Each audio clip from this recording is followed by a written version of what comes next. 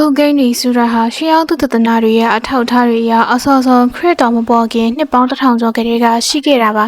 ဒါပေမဲ့တချို့ကတော့အဲ့ဒီအရာကိုတမလွန်ကိုကူးပြောင်းနိုင်တဲ့အဆောင်အယောင်ဖြစ်သုံးခဲ့တယ်လို့ယုံကြည်ကြပါတယ်လွန်ခဲ့တဲ့နှစ်ပေါင်းများစွာဗုဒ္ဓတက္ကရာ2498ခု AD 1955ခုနှစ်ကတောအုပ်ကြီးနဲ့ထဲမှာရှိတဲ့ကျောင်းဖုန်ကြီးကျောင်းတစ်ကျောင်းမှာကိုရင်တစ်ပါးကတိမ်ထဲမှာမိထွန်းဖို့စူးစမ်းနေခဲ့တာပါ။ဘာကြောင့်လဲဆိုတော့သူ့နောက်ကိုမာနပုကတ်နေတဲ့အမျိုးသမီးတစ်ယောက်ရဲ့တိုက်ခိုက်မှုကြောင့်ပါ။ဒါပေမဲ့ကိုရင်လေးဟာအဲ့ဒီအမျိုးသမီးလက်ကနေမလွတ်ဘဲအဲ့ဒီအမျိုးသမီးရဲ့ကျိုးဆွဲချမှုကြောင့်ပဲပြလုံးတော်မူသွားခဲ့ပါတယ်။ကိုရင်လေးပြန်တော်မူစဉ်မှာလက်ထဲကနေမျက်နှာပြင်12ဖက်ပါတဲ့စမ်းကျဲတဲ့အာစာတုံးတစ်ခုကပြုတ်ကျသွားခဲ့ပြီးဇလန်းဟာလက်ရှိကဘာကိုရောက်ရှိလာခဲ့ပါတယ်။ကျောင်းသားတွေဖြစ်တဲ့ဘန်ထွန်နဲ့ဂျော်တို့ဟာအန်စာတုံးပုတ်ကိန်းကိုစုဝေးပြီးစော့ကစားနေကြတာပါ။ဒါပေမဲ့သူတို့စော့နေချိန်မှာပဲဆီယာမအိုကတွေ့သွားပြီးဗုဒ္ဓဘာသာအချိန်မှာလောင်းကစားကိန်းစော့နေတယ်ဆိုပြီးစုကခေါ်သွားပါတော့တယ်။ဒါပေမဲ့ကျောင်းသားလေးတွေကတော့ဒါဟာပုတ်ကိန်းဖြစ်ပြီးပတ်စံနဲ့လောင်းတာမဟုတ်ကြောင်းရှင်းပြရင်းနဲ့ဆီယာမအိုစက်ခွက်ရကိုပေါ်လာခဲ့တာပေါ့။အဲ့ဒီအချိန်မှာလည်းသူတို့လူမျိုးဗုဒ္ဓဘာသာအချင်းကိုပြင်းစံကောင်းနေဆိုပြီးအစွဲခုတ်ခံလာရတဲ့ပရိထိုင်းဆိုတဲ့ကောင်မလေးတယောက်ပါရှိနေတာပါဆီယမဦးကတော့ចောင်းသားတွေကိုရောចောင်းသူတွေကိုပါမနှက်ပြန်မနှက်6နာရီအားလုံးចောင်းမလာတွေ့ကြလို့မိဘတွေကိုပါပြောဖို့အတွက်ရစတန်ပေးလိုက်ပါတော့တယ်တစ်ဖက်မှာတော့ဆရာဝန်မလေးစီမနှက်ပြန်ចောင်းသားတွေစက်ခန်းဝင်ရမယ်ဆိုတာသိချင်ရင်ဆီယမဦးစီဆက်သွယ်ပါဆိုတဲ့စာရွက်ဆောင်ကရောက်လာခဲ့ပါတယ်ကျောင်းသားတွေကလည်းညနေထက်ဒီဂိမ်းဆော့ဖို့အင်ကိုရန်ခွေတောင်းထားတာကိုအခုတော့ဆီယာမဦးကြောင့်အားလုံးပြက်စီသွားပြီဆိုပြီးစိတ်ညစ်နေကြတာပေါ့တစ်ဖက်မှာလည်းဂျော်နဲ့သူ့တငယ်ချင်းဟာအင်ပြန်မို့ဆိုင်ကယ်မောင်းနေရင်ရဲရဲ့ဖန်ဆီးခြင်းကိုခံလိုက်ရပါတယ်ရဲတယောက်ကလည်းကလေးပဲရှိသေးတာဘာလို့အဲ့လိုအတင်းကျပ်နေရတာလဲလို့မိလိုက်တဲ့ခါမှာတော့ဟာဒီကောင်ရဲ့နာမည်ပြောင်ကဓာတ်ခုတ်သမားဂျော်လို့ရဲတယောက်ကပြန်ဖြစ်ခဲ့ပါတယ်ဂျော်ကအရင်ကကျောင်းသားတယောက်ကိုဓာတ်နဲ့ထိုးခဲ့မှုတယ်လို့လည်းပြောပါတယ်ဆီယာမဦးကကျောင်းသားတွေကိုပြစ်ဒဏ်အနေနဲ့တော်ရဲကရှေးဟောင်းကျောင်းတိုင်ကြီးစီကစာရိတ္တပြပြင်းစခန်းစီကိုခေါ်သွားခဲ့ပါတော့တယ်။အဲ့ဒီကျောင်းတိုင်းမှာတော့ကျောင်းသားတွေကိုလမ်းလျှောက်ရင်တရားမခိုင်းတာတရားထိုင်ခိုင်းတာတွေပြင်အိမ်သာတန့်ရှင်ရေးစတာတွေပါလုပ်ခိုင်းတာပါ။တပြက်စီးလက်နေချိန်မှာလည်းအောက်ဘက်ကတည့်ရွက်တွေကျလာတဲ့ကြောင်းဆရာတော်စီကိုသွားပြီးတွန်ကလွှငားကတစ်ပင်တွေကိုဖြတ်လိုက်မှကိစ္စအားလုံးရှင်းပြီးသားဖြစ်မှာလို့ရှောက်တင်ပြပါတယ်။ဒါပေမဲ့ဆရာတော်ကတော့ဘာမှပြန်မပြောခဲ့တာကြောင့်ထွန်ကဒီအတိုင်းပြန်လဲထွက်လာခဲ့ရတာပါ။ဘန်ဟာသူ့အမကို6နာရီမှလာကြဖို့ပြောထားပေမဲ့ည9နာရီထိုးတဲ့အထိတောင်သူ့အမဟာရောက်မလာခဲ့ပါဘူး။အဲ့ဒီအချိန်မှာပဲကျောင်းသားတွေကတယောက်ဖြစ်တဲ့ထွန်ကအနောက်မှာရှိနေတဲ့တိုက်ပြက်ကြီးထဲမှာစိတ်မနှံ့တဲ့မိမတယောက်ရှိပြီးသူကကိုရင်ဝစ်နေတဲ့သူသားကိုဆိုချိုးချတက်လိုက်ချောင်းကိုပြပါတော့တယ်။ပြီးတော့အဲ့ဒီမိမကအများပြချက်အရာအပုခံနေရတာဖြစ်ပြီးအခုထိထောင်ကိုရင်လေးကပြေးလာပြီးအော်ဟစ်နေတဲ့အတန်ကိုစားနေရသေးတယ်လို့ပြောပါတော့တယ်။အဲ့ဒီအချိန်မှာပဲပရိထိုင်းကကြောင်းပြတ်ထိပ်ကနေထွက်လာတာကိုတရေထွက်လာတဲ့အချိန်နဲ့လောက်လာကြပါတော့တယ်ပရိထိုင်းကတခုခုပြေးဝင်လာတာတွေ့လို့လိုက်ကြည့်တာလို့ပြောတော့ចောင်းသားတွေကလည်းဒါကိုရင်လေးဖြစ်မယ်လို့တစ်ထစ်ကြပြောဆိုကြပြန်ပါတယ်ခဏကြာမှတော့ပရိထိုင်းကတိုက်ပြတ်ထိပ်ကိုပြောင်းဝင်သွားပါတယ်ចောင်းသားတယောက်ကလည်းနောက်ကလိုက်ဖို့ပြောပေမဲ့တွန်ကတော့ဇက်လန်တွေကဒီလိုနောက်ကလိုက်တဲ့သူဆိုရင်သိရပဲလို့ပြောပါတယ်ပရိထိုင်းကလည်းအခန်း6ကကီကကားမောက်ပြီးတည်သွားပြီးသူကိုယ်တိုင်ကတည်တာမသိရနေမယ်လို့ကြောက်ကြောက်နဲ့ပြန်ပြောပါတယ်။ဒါပေမဲ့ချောကတော့တွန်ကိုမဟုတ်တာရှောက်မပြောဘူးတစ်ချက်ရက်လိုက်ပြီးပရိထိုင်းကတိုက်ဖြတ်ထိန်ကနေထပ်မံထွက်ပေါ်လာပြန်ပါတယ်။ဒီအချိန်မှာတော့ပရိထိုင်းကចောင်းသားတွေကိုသူ့ကိုလာကူပို့တော့လာခေါ်ခဲ့တာပါ။တိုက်ဖြတ်ထိန်ကိုရောက်သွားချိန်မှာတော့ဖျားရုပ်ထူလောင်အဟောင်းတွေရှေးဟောင်းပစ္စည်းတွေကိုတွေးလိုက်ရပါတော့တယ်။ចောင်းသားတွေဟာစူးစမ်းရင်းနဲ့အုတ်တွေနဲ့ပြီးနေတဲ့တွင်းတစ်ခုကိုတွေးလိုက်ကြတာပါ။အဲ့ဒီအတွင်းထဲမှာတော့အဝိနဲ့ထုတ်ထားပြီးတစ်သားနဲ့ပြုလုပ်ထားတဲ့စမ်းကြယ်ပြီးပုတ်ကင်းတစ်ခုနဲ့12ဖက်ပါအွန်စာရုံးကိုတွေးလိုက်ရတာပါခဏကြာမှပဲအဲ့ဒီတစ်သားပြပုတ်ကင်းဟာစတင်ပြီးရွေ့လျောက်သွားပါတော့တယ်ကျောင်းသားတွေဟာအဲ့ဒီပုတ်ကင်းမှာပါတဲ့အန်စာရုံးကိုဆက်စုကလူကြရင်းနဲ့မော်တော်တဆပြုတ်ကြကအန်စာရုံးကိုလှည့်မိတယ်လို့ဖြစ်သွားပါတယ်အဲ့ဒီချိန်မှာပဲအောက်မှာရှိတဲ့ပုတ်ပြားဟာလည်းစတင်ပြီးတော့အကွက်တွေရွေ့လာပါတော့တယ်အန်စာတုံးကလည်း6ကြပြီးပုတ်ပြားကလည်း6အကွက်ကိုသူ့ဟာသူရွတ်သွားခဲ့တာပါဒါကိုចောင်းသားတွေကမွေဂိမ်းလိုမျိုးပန်းနိုင်ကိုရောက်အောင်သွားမယ်ဂိမ်းလို့ထင်ကြတာပါဒါပေမဲ့ဂိမ်းဟာလမ်းကြောင်း၄ကြောင်းရှိလို့လူ၄ယောက်ဆော့ရမှာပါထိုစဉ်မှာပဲចောင်းသားတွေကပရိထိုင်းကိုဂိမ်းဆော့ဖို့အတွက်လမ်းခေါ်လိုက်ပါတော့တယ်ပရိထိုင်းကလည်းဂိမ်းထဲမှာပါဝင်လာပြီးအန်စာတုံးကိုလှစ်လိုက်ပါတယ်အန်စာတုံးကိုလှစ်လိုက်တဲ့အတိုင်းပုတ်ပြားဟာလည်းထပ်မံအကွက်ရွတ်သွားပြီးဦးစန်းနာကအန်စာတုံးရဲ့ခဏတစ်ခုကပြတ်သွားကပုတ်ပြားတဲ့ကနေစာလိပ်လေးတစ်ခုကကန်ထွက်လာပါတော့တယ်စားထဲမှာရေးထားတာကတော့ပထမဆုံးတစ်ခုကပေါ်လာပြီးတ တတိထားကြလောကီအရာတွေကိုမတွေ့ခဲ့နဲ့ခြေလက်တစ်ခုကရှေ့နောက်ခုန်ကူးနေတဲ့အဆွဲတွေကအသားထဲနဲ့နဲ့ဆိုင်ဆိုင်နှုတ်ဝင်ပြီးသားကောင်ကိုအပိုင်းပိုင်းဆွဲဖြတ်ပြစ်မယ်လို့ရေးထားခဲ့တာပါ။ကျောင်းသားတွေကလည်းစာကိုကြားတဲ့အချိန်မှာကြောက်လန့်သွားကြပြီးဘိုင်းရလက်ထဲမှာရှိတဲ့စာကလည်းရုတ်တရက်မီးလောင်ကပျောက်သွားပါတော့တယ်။အဲ့ဒီအချိန်မှာပဲမိုးစိုးအနီရောင်ကြီးဟာလင်းထွက်လာပြီးတိုက်ပြက်ထဲမှာရှိနေတဲ့ဖျောင်းနိုင်တွေကလည်းရုတ်တရက်မီးထလင်းလာပါတော့တယ်။ဖျားရုပ်ထုကောင်ကလည်းရုတ်တရက်ပြက်ကျသွားပြီးကျောင်းသားတွေကကြောက်လန့်တကြားမတက်ထားရကြပါတော့တယ်။ဖရထိုင်းကတူတူဝင်လာတော့ကရုပ်ထုတွေကဘယ်ဘက်ကိုမျက်နှာမူထားတာလဲလို့သူတငယ်ချင်းတွေကိုမီးလိုက်ပါတယ်။တကယ်ဘေးဘီကိုကြည့်လိုက်ချိန်မှာတော့ရုပ်ထုတွေဟာသူတို့ဝင်လာတော့ကအတိုင်းမဟုတ်ပဲသူတို့ကိုနောက်ကျော်ပေးထားကြတာပါ။ကျောင်းသားတွေဟာကြောက်ရွံ့နေကြရင်အမောင်တို့ပြည့်နေတဲ့တကားစီကနေအတန်တစ်ခုကိုစားလိုက်ရပါတယ်။မကြမီပါပဲအမမတိတဲ့အရာကြီးတစ်ခုကတဖြည်းဖြည်းတကားတွေကနေထွက်ပေါ်လာပါတော့တယ်။အဲ့ဒီအရာကြီးကိုချောကခဲနဲ့ထုလိုက်တဲ့အခါမှာတော့အဲ့ဒီအရာကြီးကတိုက်အပြင်ဘက်ကနေလှည့်လေကခြောက်လန့်နေပါတော့တယ်။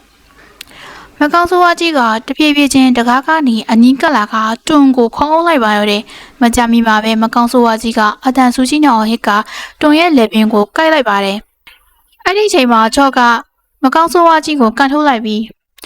တွန်ကိုဆွဲထူကထွက်ပြေးပါတော့တယ်။သူတို့ဟာထွက်ပြေးနေရင်တောထဲကိုရောက်သွားပေမဲ့မကောင်းဆိုးဝါးကြီးကလည်းသူတို့နောက်ကိုဆက်လက်လိုက်နေတော့မှာသူတို့ပြင်းနေချိန်မှာပဲဘိုင်းအမဟာသူ့မောင်လေးဖန်ကိုလာကြဖို့ကားမောင်းရင်းနဲ့မကောင်းဆိုးဝါးကြီးကိုရုတ်တရက်တိုက်မိလိုက်ပါတော့တယ်။ဘန်းကလည်းကားဝမြင်မြန်တက်ဖို့နဲ့သွားဖို့ကိုပြောပါတယ်။ဒါပေမဲ့ကားဟာဆက်နေလို့မရပဲဖြစ်နေတာပါ။မကောင်းဆိုးဝါးကြီးကလည်းနိုးထလာပြီးသူတို့စီကိုပြန်အလိုက်ကားကလည်းဆက်နေလို့ရသွားတာနဲ့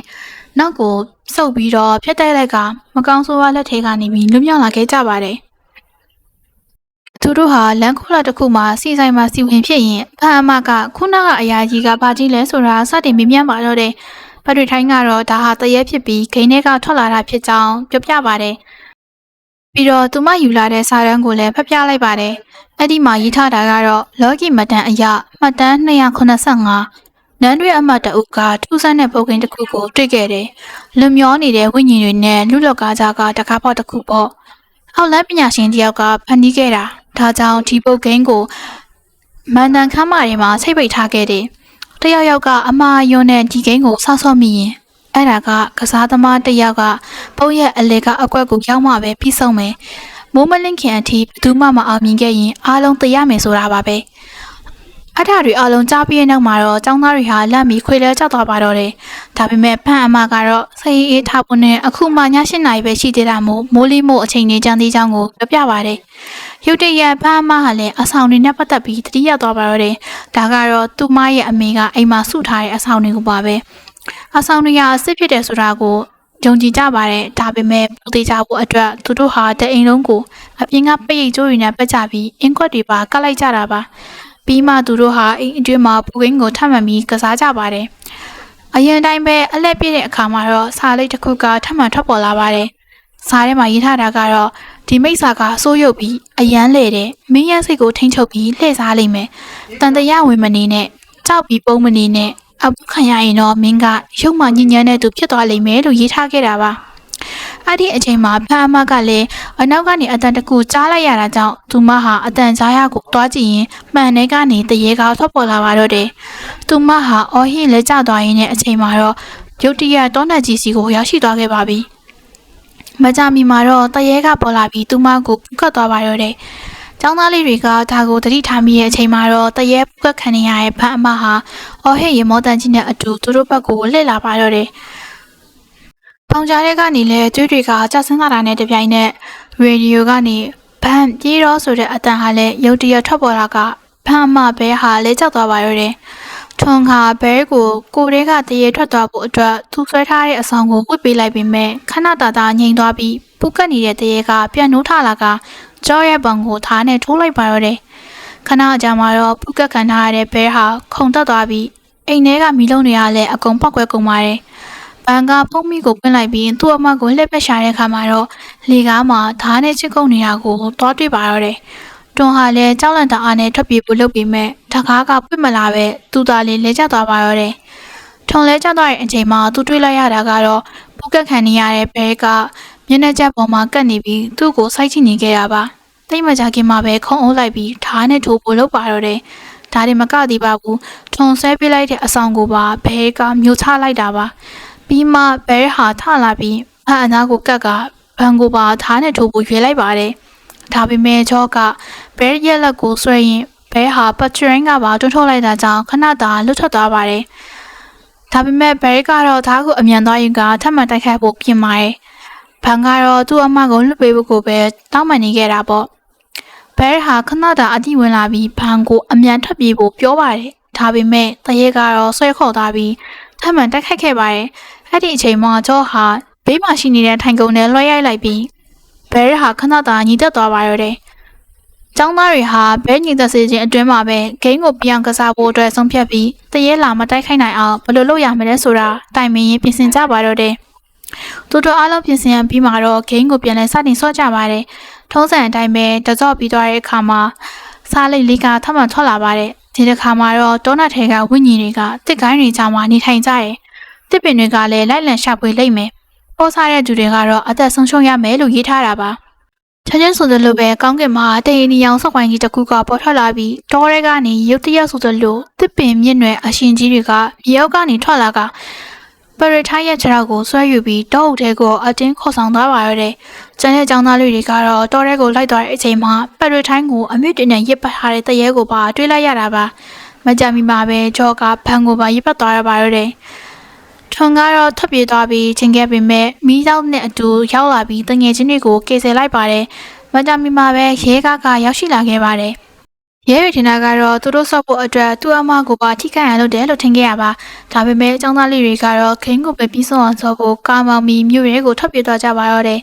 သူတို့ဟာကားမောင်းနေရင်ကားပေါ်မှာတင်ခင်းကိုဆော့ဆော့လိုက်ကြတာပါဂိမ်းထဲကလည်းထုံးစံအတိုင်းစာလိမ့်နဲ့အတူမကောင်းဆိုးဝါးတစ်ကောင်ကလည်းထွက်ပေါ်လာပြန်ပါတယ်ဒီတစ်ခါမှာတော့ကောင်းကင်ကနေငှက်တွေတွေရောက်ပေါင်းများစွာမိုးရွာသလိုပြုတ်ကျလာပြီးကားခေါင်မှုပေါ်ကိုအတောင်ပံပါတဲ့အကောင်ကြီးတစ်ကောင်ကဒုံကနေပြုတ်ကျလာခဲ့တာပါဘန်ဟာကားကိုအရှင်ပြင်းပြင်းမောင်းပြီးတိုက်ချလိုက်မှသာအတင်းငယ်ချင်းကကားပေါ်ကနေပြုတ်ကျကျန်ခဲ့တာပေါ့သူတို့ဟာလမ်းမပေါ်ထွက်လာရင်းနဲ့ရဲတွေရဲ့ဖက်စီတာကိုခံလိုက်ရပါတော့တယ်ကလေးတွေဖြစ်ကြောင်းကုံစင်ပြပြပေမဲ့ရဲရရှိကြီးတွေကပေါမခပေါ်တို့ကကလေးရအတွက်ပြောတာကိုယူနေရဲလို့မယုံကြပါဘူးဘန်ကတော့သူ့အမလာခေါ်တာကြောင့်ကြောက်လန့်စွာနဲ့ပြန်လိုက်သွားခဲ့ရပါတယ်။ကျန်တဲ့၃ယောက်ကတော့ထောင်ထဲမှာထိမ့်သိမ့်ခံနေရစင်မှာပဲလက်ထဲမှာပါလာတဲ့အန်စာတို့နဲ့ဂိမ်းကိုပြီးဆုံးအောင်ဆော့ဖို့အတွက်ထပ်မံလှည့်လိုက်ကြတာပါ။ဒီတစ်ချိန်မှာတော့ပုတ်ပေါ်ကစာရန်ကမိလောင်ပြကြသွားကရဲစခန်းရဲ့ရေဒီယိုကနေကြပြတပုတ်ကအလွတ်လျောက်ထွက်ပေါ်လာပါတယ်။တင်းချိုင်းမှာခေါင်းပြက်တစေးကြီးနိုးလာပြီး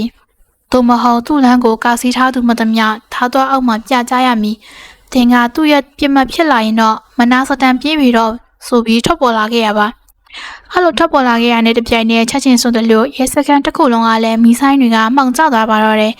ရဲရရှိတယောက်ကအမောင်ထဲမှာစုံစမ်းမိုးထွက်သွားတဲ့အချိန်မှာပဲလက်ထဲမှာမဟာသားစီကြီးကင်ထားတဲ့ခေါင်းပြက်တရဲစစ်သူကြီးကအမောင်ထဲကနေထွက်လာပြီးရဲကိုစတင်ခုတ်ထစ်ပါတော့တယ်တစ်ဖက်မှာလည်းဘန်ကိုတရဲဝင်ပူထားတဲ့ဘယ်ရစ်ကအိမ်ထဲဝင်အောင်ဖိရပေးပြီးတပ်ဖို့စူးစမ်းနေတာပါရဲစခန်းတစ်ခုလုံးကလည်းတွေးချောင်းစီးသွားပြီးဘမခပေါ်ရလဲ